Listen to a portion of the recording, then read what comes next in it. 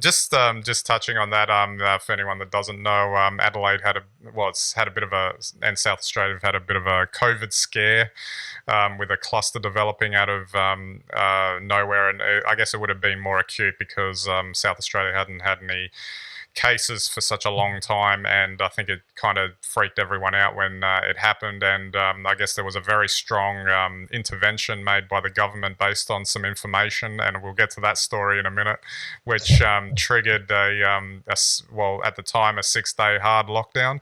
But what I think is interesting about this whole story was just the way it developed in the subsequent days later. And I'll let you speak to it a bit more since you were living it, obviously. But watching it from afar over in Victoria, which went through its own lockdown, albeit a bit different one, I saw the press conference with the Premier, and all I caught straight up as soon as I flicked the TV on was, I'm absolutely fuming at this guy that provided false information to the contact tracers, and then it just went off from there. And I thought, wow, this is a bit different, and maybe it plays well for TV. I don't know.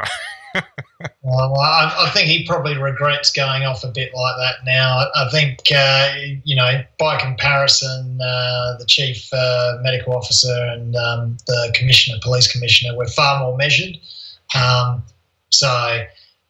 Look, probably wasn't the right thing to do to lie, but I don't think in telling an untruth, that person really understood the consequences. And perhaps it could be argued that if the result of his lie was of such consequence, they might have done a little bit of checking up first before they called the lockdown.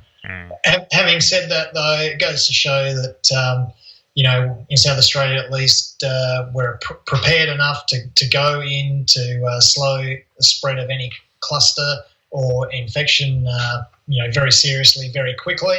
Yeah. And, to be fair to all involved, as soon as they realised that what they thought was happening wasn't, everyone's allowed to go back out and exercise. So happy days here.